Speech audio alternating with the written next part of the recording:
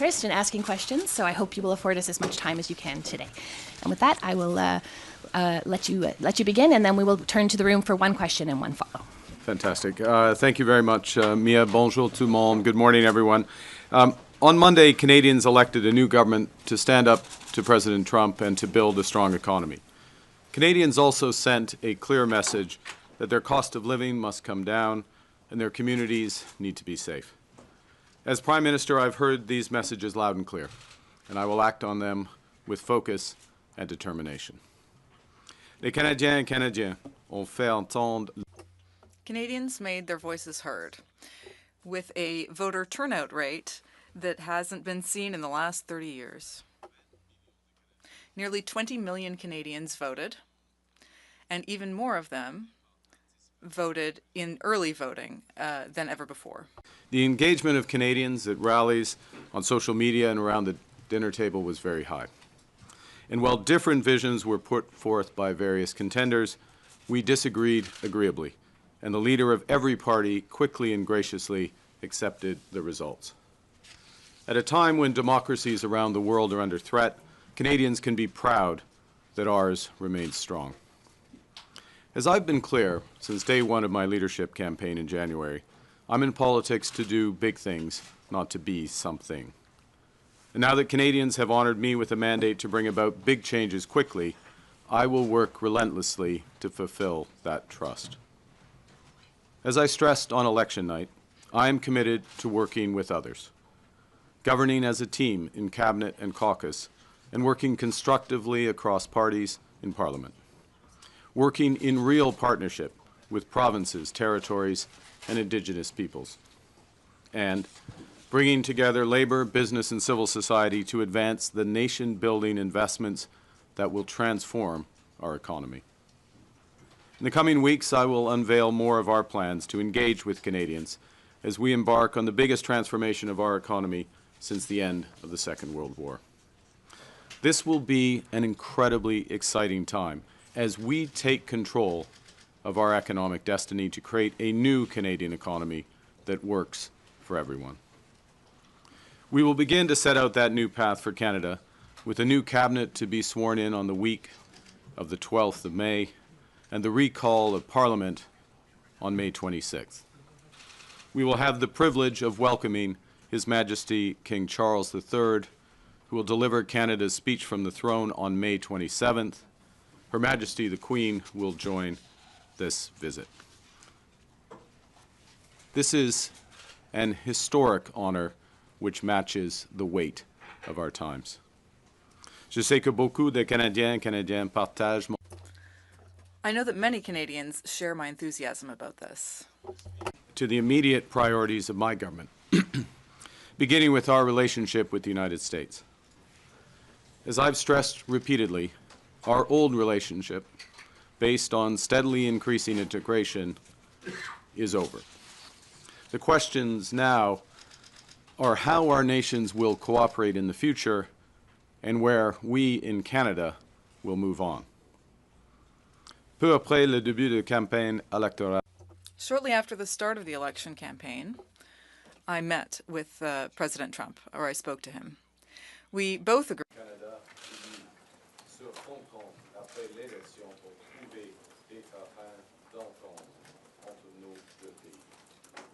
On Tuesday, I had a very constructive call with President Trump, and we agreed to meet next Tuesday in Washington. Our focus will be on both immediate trade pressures and the broader future economic and security relationship between our two sovereign nations. My government will fight to get the best deal for Canada. We will take all the time necessary, but not more, in order to do so. In parallel, we will strengthen our relationships with reliable trading partners and allies. Canada has what the world needs, and we uphold the values the world respects. Au cours des derniers jours, je me suis entretenu avec le président Macron, le président du Conseil européen d'Acosta, le Premier ministre du Japon, Ishiba, et le secrétaire général des Nations Unies, Guterres. J'ai aussi parlé au président Zelensky auprès de qui j'ai réaffirmé l'engagement du Canada envers le peuple ukrainien. Dans les semaines et les mois à venir, je saisirai toutes les occasions d'échanger avec nos alliés et partenaires pour bâtir des relations renforcées, fondées sur des valeurs communes. Nous allons faire preuve de leadership à l'international. Nous aurons d'ailleurs l'occasion d'en faire la démonstration en juin, alors que le Canada présidera le sommet de G7. We will reinforce our strength here at home by building an economy that creates jobs, grows incomes, and withstands shocks. Pour y arriver, nous allons bâtir une seule économie canadienne au lieu de 13. D'ici la fête du Canada, mon gouvernement aura contribué à l'atteinte de cet objectif. We will remove federal barriers to internal trade by July 1st to help unleash the full potential of Canada. We will work with provinces, territories, and Indigenous groups to identify projects that are in the national interest, projects that will connect Canada, deepen our ties with the world, and grow our economy for generations. We'll make the Canadian government a catalyst for these projects, not an impediment. And we'll always be guided by our conviction that our economy is only strong when it serves everyone. That means bringing down costs for Canadians and helping them get ahead. So we will put more money in Canadians' pockets with a middle-class tax cut that will take effect by Canada Day, saving two-income families up to $825 a year. We will protect the programs that save families thousands of dollars a year, including pharmacare and $10 a day daycare. We will expand the Canadian Dental Care Plan to 8 million Canadians, saving the average family over $800 per visit. To lower costs for first-time homebuyers, we will cut GST on new homes at or under $1 million, allowing them to save up to $50,000, and we will lower the GST on homes between $1 million and $1.5 million. These tax measures will provide immediate relief, but they won't be sufficient to make housing affordable again. For that, we have to build. We will address failures in the housing market head-on, unleashing the power of public-private cooperation at a scale not seen in generations. We will slash development charges in half for all multi-unit housing. That's about $40,000 off the cost of a two-bedroom apartment in Toronto. And we will create an entirely new Canadian housing industry in modular and prefabricated housing using Canadian technology, Canadian skilled workers, and Canadian lumber. We will build houses faster, at lower costs, with a smaller environmental footprint in construction and greater efficiency once families move in. And to kickstart these efforts, we will create a new entity, Build Canada Homes, and provide $25 billion in financing to private developers. Nous allons construire 2 fois plus de logements par année et créer une toute nouvelle industrie de la construction avec des technologies canadiennes, des travailleurs qualifiés canadiens et du bois canadien. My government will focus on keeping Canada secure as a sovereign nation and Canadians safe in their communities. We'll build a stronger Canadian armed forces to protect Canadians, defend our sovereignty, and support our allies. We'll strengthen our border security with 1,000 more CBSA officers, as well as scores of dog teams, drones, and scanners to fight the traffic of guns and drugs. We'll strengthen Canadian law enforcement by hiring 1,000 more RCMP officers and giving law enforcement more tools to fight crime. We will toughen the criminal code and bail laws for those threatening the safety of Canadians, including making bail harder to get for those charged with stealing cars, with home invasion, human trafficking, and smuggling. Nous allons bâtir la confiance en notre système de justice et nous allons faire de même avec notre système de l'immigration. We will return our immigration to sustainable levels by capping the total number of temporary workers and international students at less than 5% of Canada's population by the end of 2027. That's a sharp drop from the recent high of 7.3%, and this will help ease strains on housing, on public infrastructure, and social services. At the same time, we will work to attract the best talent in the world to build our economy. Canada has what everyone wants. We're a confident nation that celebrates our diversity, that believes in and practices free speech, that respects the rule of law, that has a vibrant democracy. We value innovators and builders. We trust science. We protect our immense natural heritage. For Canadians abroad thinking about returning to build their lives in our nation, there's never been a better time to come home. Dans toutes nos actions, nous serons guidés par une nouvelle discipline fiscale. Notre gouvernement va dépenser moins pour que les Canadiens puissent investir plus. Day-to-day government spending, the government's operating budget, has been growing by an unsustainable 9% every year. We will bring that down to 2%, less than half the average nominal growth rate of the economy. We will not cut any transfers to provinces, territories, or individuals.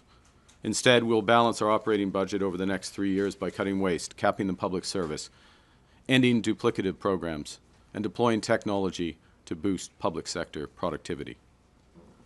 We will use scarce taxpayer dollars to catalyze massive private investment. By working together, we can give ourselves far more than the Americans can ever take away. By working together, we can build Canada strong. Pour surmonter les défis auxquels nous faisons face, le Canada doit être uni. Guidé par cette approche, j'ai échangé avec les chefs de l'opposition. J'ai fait part de mon intention de travailler avec eux pour rendre notre gouvernement plus efficace, soutenir nos travailleurs et nos entreprises et remettre notre économie sur la bonne voie.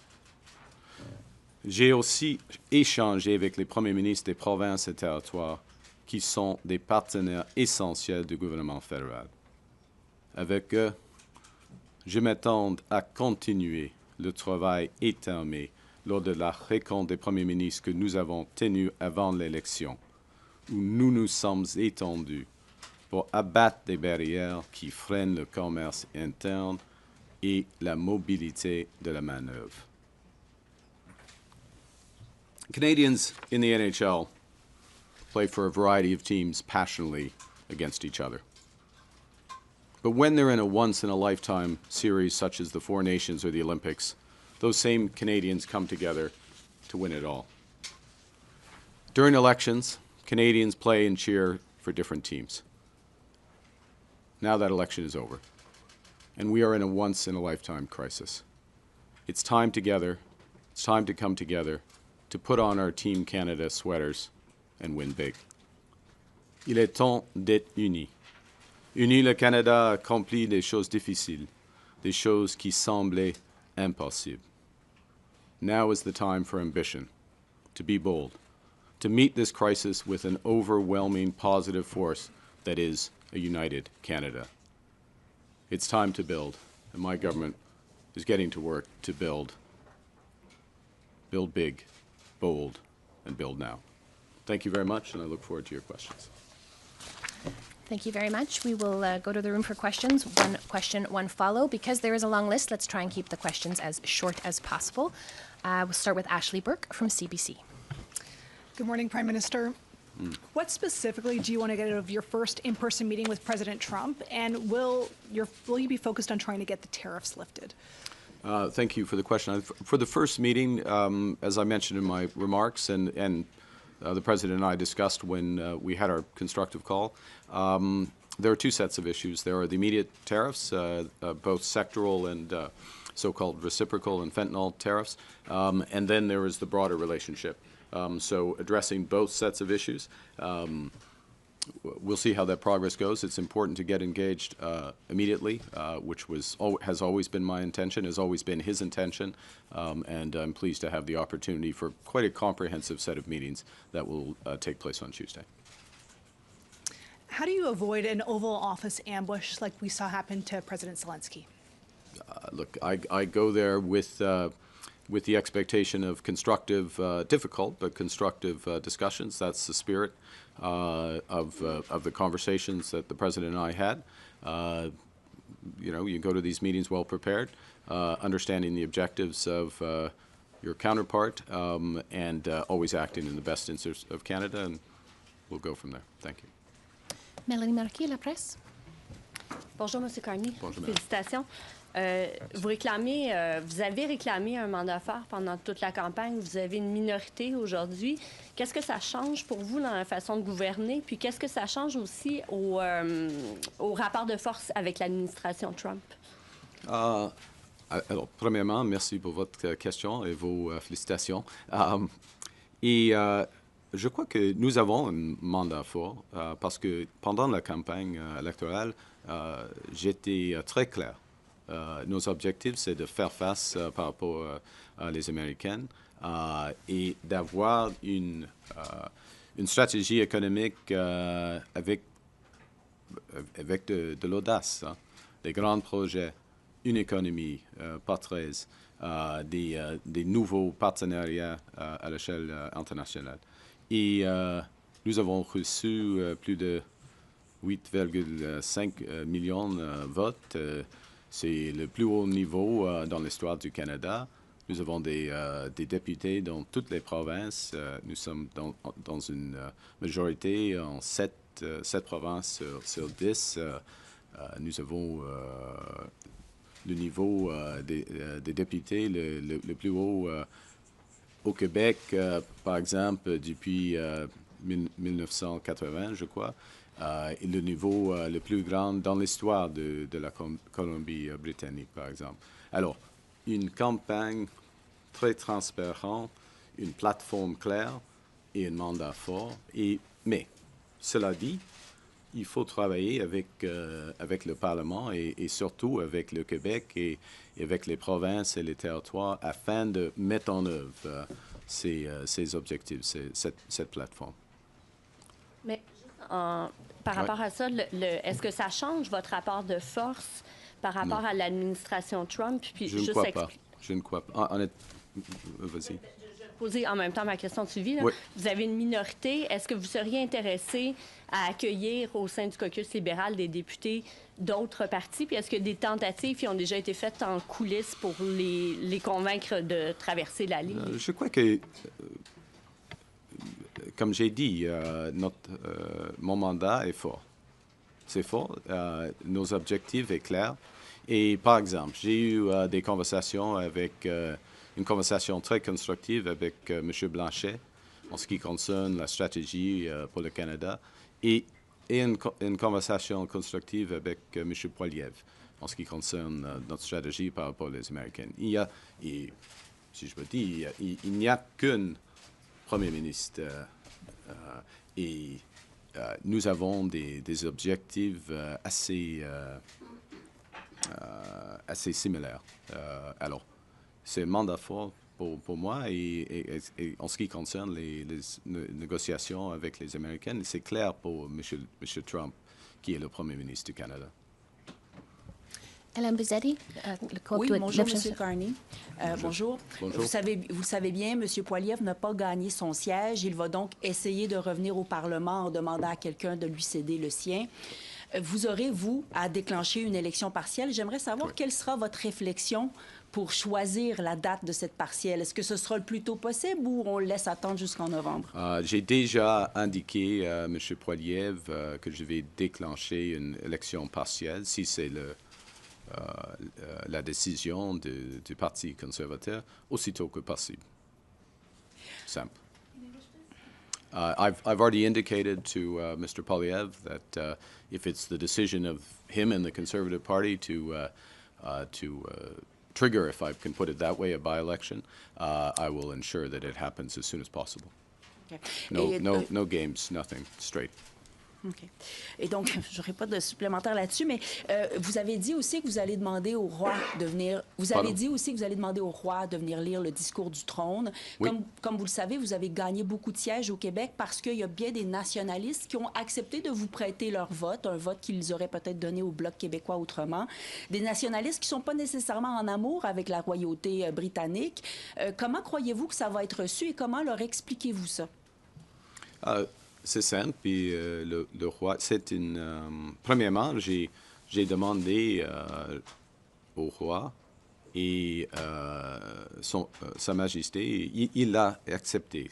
Alors, il va assister à l'ouverture du Parlement. Ça, c'est clair. Et c'est cette situation, cette décision souligne la souveraineté du Canada.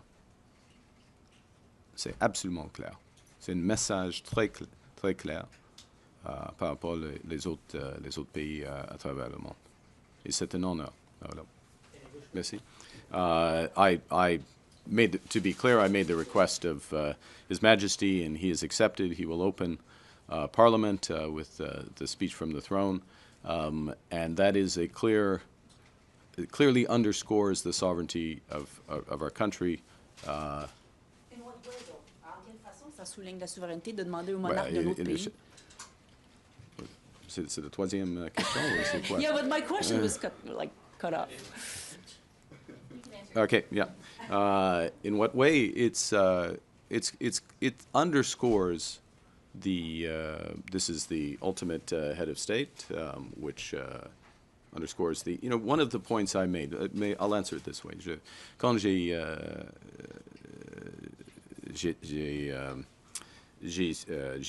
suis devenu le Premier ministre pour la première fois, j'ai mentionné il y a des peuples fondateurs du Canada, des peuples autochtones, des peuples français et des peuples anglais.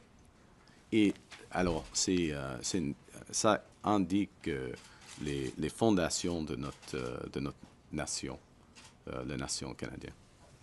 D'accord. Mackenzie Gray, Global. Hi, Mr. Carney. In your second call with the president, did Mr. Trump outright say or insinuate at any point that Canada should become the 51st state? He did not. All right. We've heard Mr. Trump on April 23rd and his surrogates throughout the final days of the campaign reiterate the idea that they believe Canada should become the 51st state. On the campaign trail, you said on multiple occasions that respect for Canada would be one of the key things in terms of having a meeting with him. Do you think over the past few days we have seen respect for Canada from the Trump administration? Look, it's always important to distinguish want from reality. La volonté et la réalité, right? What someone wants and what is reality, and what the Canadian people clearly have stated, virtually without exception, is this will never, ever happen. And if any of the leaders of the party and their representatives would attest to that, I think the votes attest to it. I think the public dialogue attests to it as well.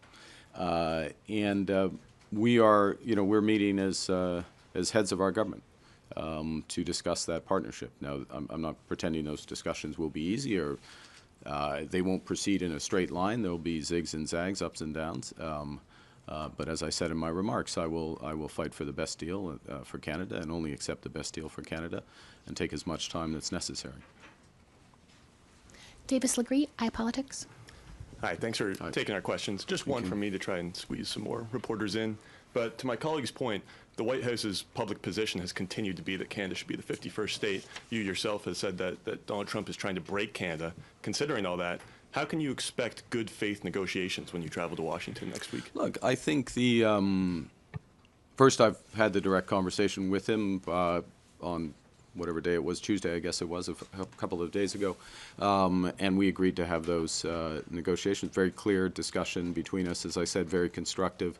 I would say the time allocated to our meeting and the seniority of he's the president, so that's as senior as you get, but the other members of his administration who will be assisting at those meetings suggest the seriousness of the discussions. Again, do not expect white smoke. out of that meeting. There'll be white smoke probably later somewhere else in the world this month, but do not expect that. But so that's the first thing, is just the level of, the direct dialogue, the discussion, the level of people there.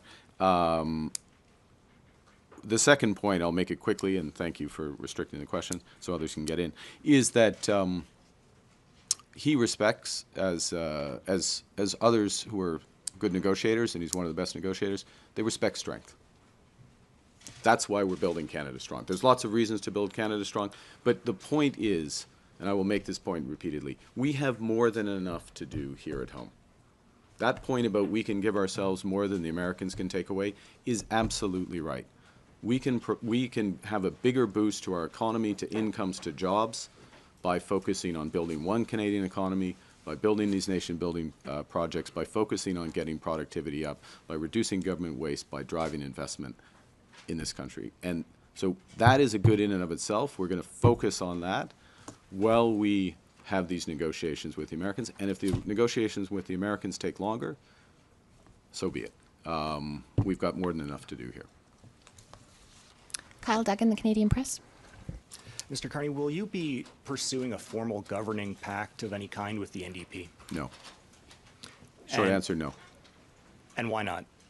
Why? That's my response. Is we campaigned on a very clear set of objectives, very clear policies to back those up, and we received the highest number of votes in Canadian history. Yes, it is not quite a majority, but highest number of votes.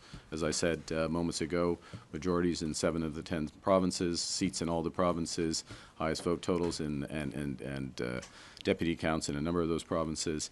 And it's also a style of governing as well, which is, in order to do what we need to do as a country, we will need to work in partnership with all the provinces, with Indigenous peoples.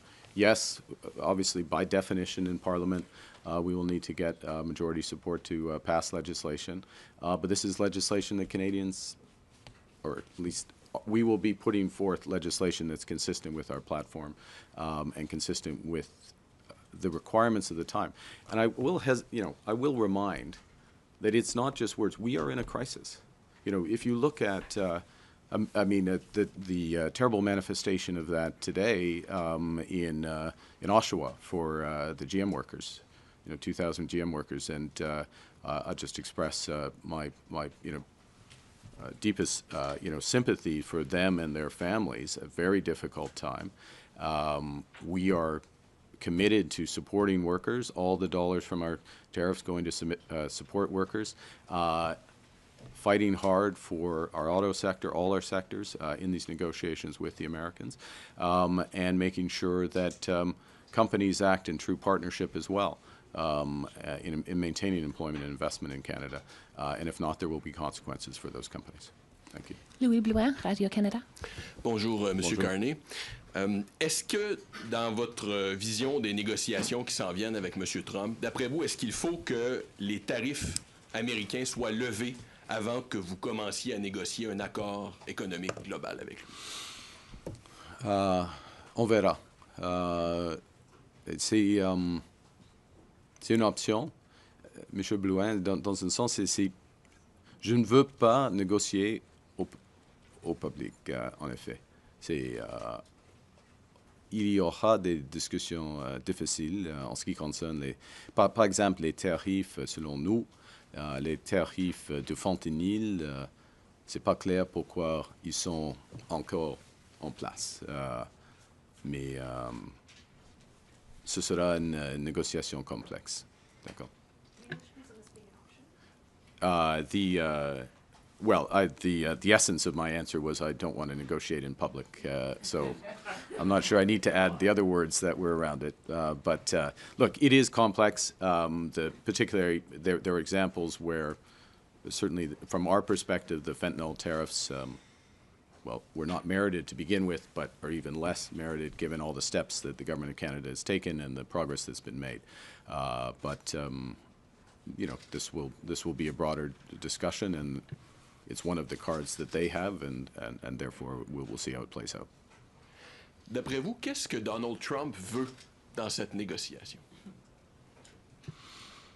C'est une des questions de discussion.